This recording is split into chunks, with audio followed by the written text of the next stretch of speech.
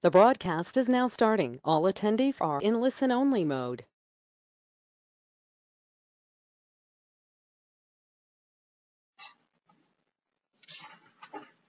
Hi everyone, good afternoon. Welcome to Autodesk Webinars, 27 November 2019. I hope everyone can hear me and see my slide right now.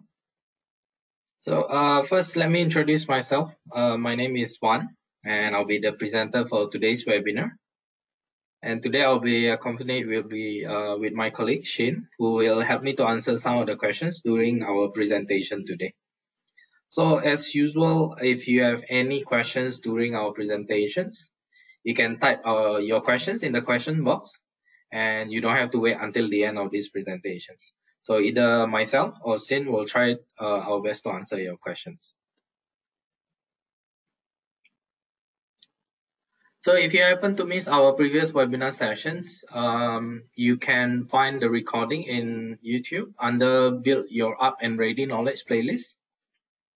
And for today's webinar, we'll be covering the topic of network license configurations for Windows and how to troubleshoot some of the errors there.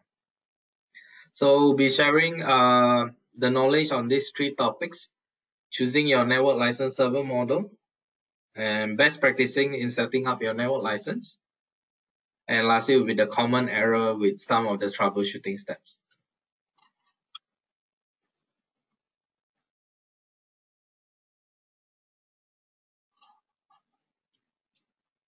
All right, so before we move into best practicing in setting up network license server, let's understand what kind of server choices we have. There are three types of network license server model. First one will be single license server, and followed by distributed license server model, and lastly will be redundant license server model. So each server model have its own advantages and disadvantages. So we'll cover this in the next few slides. So the single license server model is the most basic configurations available. The network license manager is installed only on one server. So which means all the license management activity is only restricted to a single location. So a single license file represents the total number of licenses available on the server.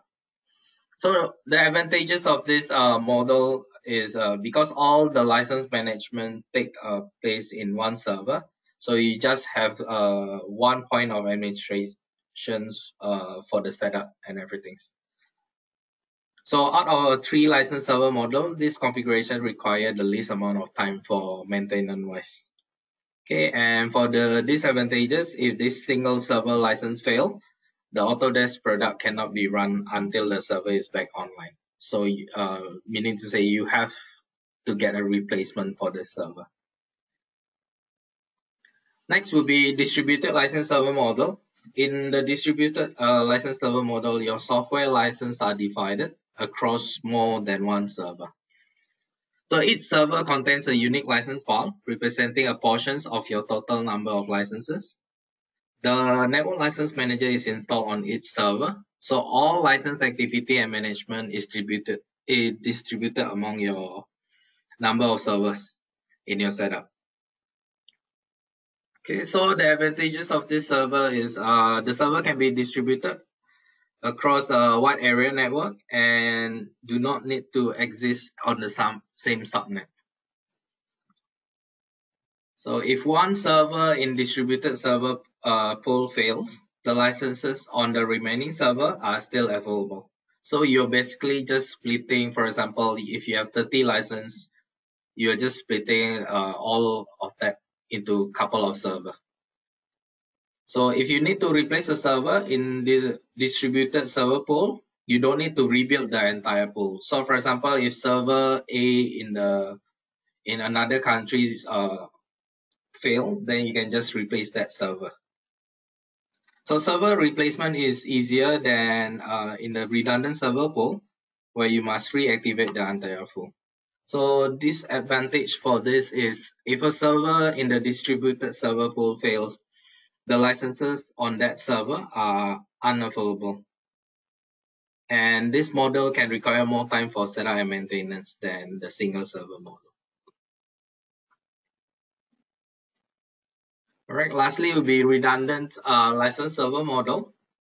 So in this model, all of your software licenses are configured in 3 different servers. So each server contains the same license file. So all of your software licenses are available on each server. The network license manager is installed on each server, and you can monitor it and issue the license as long as the 2 of your 3 servers are functional. So in the redundant license server model, all 3 servers must be located on the same subnet and have a consistent network communications between 3 of them. The advantages of this model is if one of the 3 servers fails, all the licenses that are managed in the server pool are still available. But however, another disadvantage is if one server is failing, no license are available. So all 3 servers must reset on the same subnet, and they have to communicate to each other in a reliable network. So if your networking have a high bandwidth between those 3 servers, we'll recommend you to either choose single server model or distributed license server model. Alright, so after deciding which network license server model suits your environment setup, you can follow these best practices to get you up and running in the network license setup.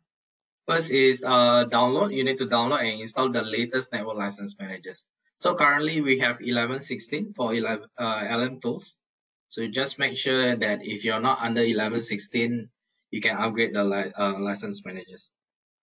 Alright, so after that, getting your server information ready for network license file, such as host name, server host name, machine server MAC address, and then all the serial numbers that needs to be included in the license file.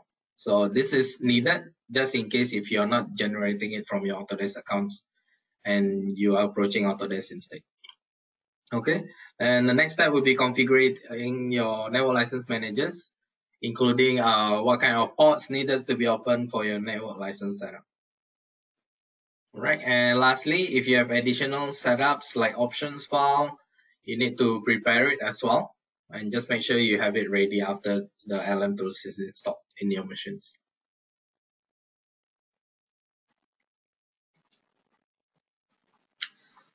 So your first step is to download network license managers into the machines. So it is advised by Autodesk, it's best for you to have the latest network license managers, which is 11.16 currently. This is to avoid any additional issues in the future release of your Autodesk product. So for 2020 versions, if you're using 2020 versions of Autodesk software, you need LM Tools 11.16 before you can use the licenses.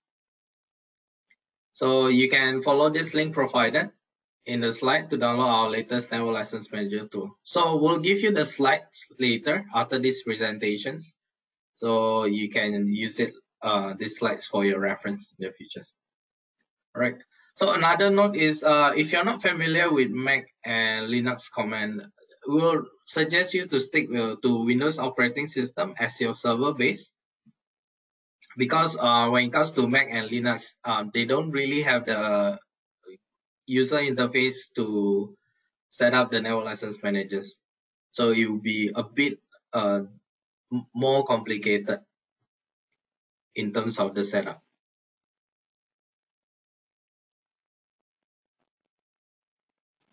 So before we move into the setup, if you happen to have installed the old versions of LM Tools before, so it's best to back up all of these files first, your license file, current license file, and then your debug log, just in case if you need it for your reference.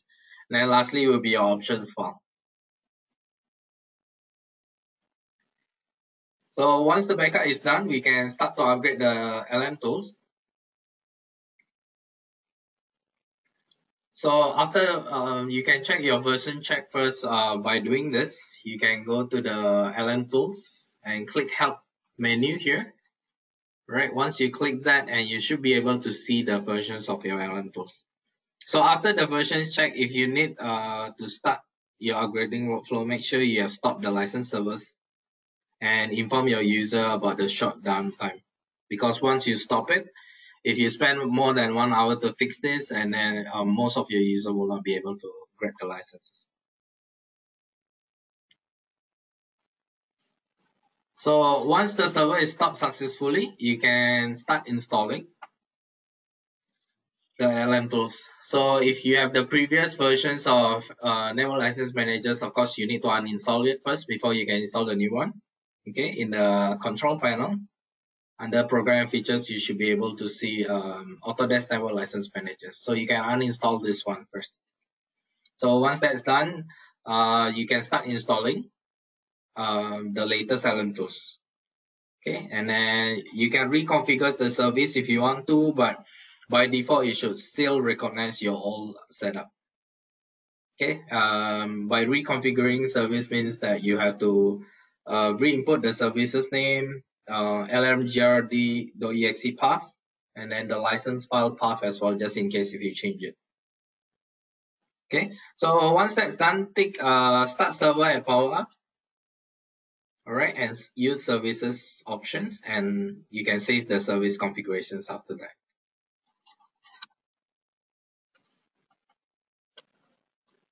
So after configuration is done, you can now start your LM Tools server again.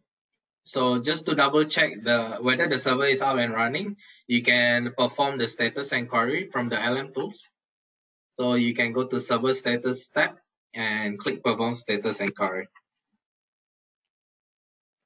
Right, that's all for server configurations portions. Let's move into the most common error that you will see during the first time setup.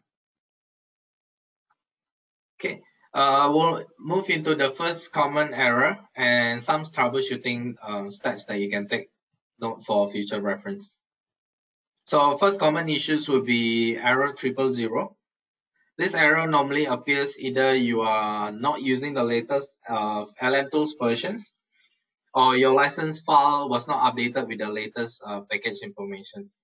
So this means, for example, you have an old license where it's only packaged until 2019 versions, then you have to get it updated. Either you can regenerate the license file from your Autodesk account, but let's say if you hit the limit, you can always approach Autodesk account support for that.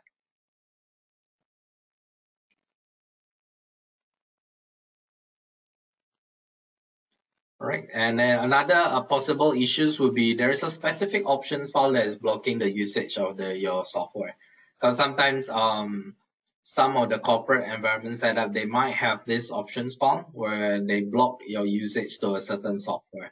So if you see this and you have made sure that your LM Tools is already on the latest versions 11.16, just make sure that there is no other options file that is stopping you to use your license.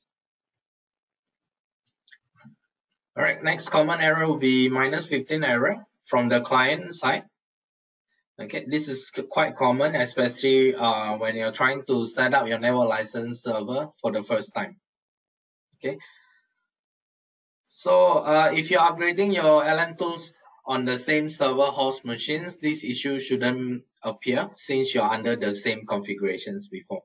However, if you happen to move this to another server, when you're upgrading your LM Tools, you just need to make sure this port 2080 and then 27,000 till 27,009 are allowed from the server in firewall. So you can add this inside firewall inbound rules most of the time, unless you have a very specific other firewall running in the background. So it depends on how you set up the environments, but if you don't have that specific firewall console inside your machines, then you should be able to change it locally from that server itself. But if it is not, you might have to approach your network admin security. Just ask them whether this port are open for you.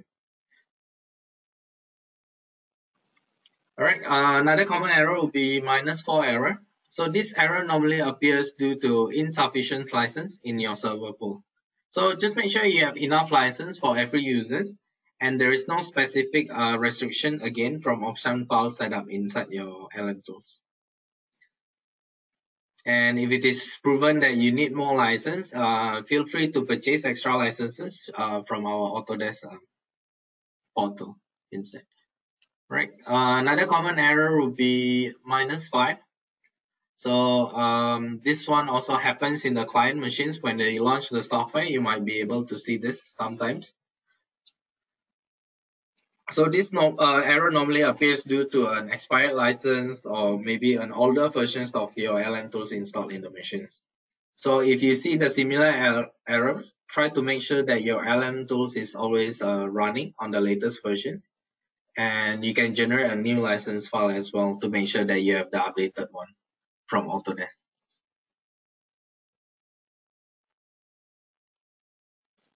All right, let's move on to the common errors, but these portions will be from the server side. So this normally appears when you perform a status inquiry, and you will see this under the status windows. All right. So this -15570 normally happens due to license manager is not configured properly. So first one will be you might be using the wrong LMGRD.exe versions. Sometimes you forget to repath the LMGRD.exe in the configuration services, then you might have this issue as well. So just remember, if you're upgrading or reset everything, it doesn't harm to repath the LMGRD.exe again to the new folders. All right. Another possible things that can cause this is some of the antivirus could block our LMGRD.exe here to work properly. So just make sure that if you are seeing this, you can try to add this exe to the exclusion list, then try to run the server again. All right, and then another reason would be the server is unable to resolve the hostname or IP address correctly. So you can also double check your server name and MAC address that's listed there in the license file. Do take note that if you're upgrading to another machines, you're not supposed to bring your old license file into the new server, right? Because the old license file is already encrypted under that MAC address. So if you need to move to another server in the new machines, please make sure you regenerate the license file. All right, moving on. Another common issues will be FlexNet licensing error. Okay, -97. All right, this error normally appears due to expired license. Then another possible thing is wrong license informations in the license file. So this happens a lot when sometimes users are trying to move the license file from the old server to a new one without regenerating the license file. Okay, lastly, another potential one, it could be port 2080 is blocked by your corporate security tools. So just make sure if the port can be used to run the server properly. So you be the lmgrd.exe most of the time. Just make sure that it's not blocked from your antivirus or any security tools.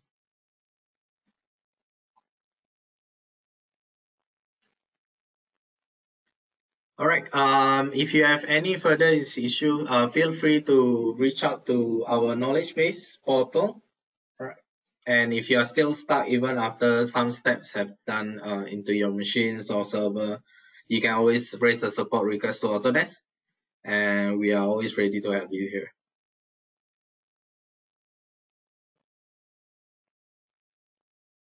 All right. That's all for today, and we'll move into Q&A questions right now.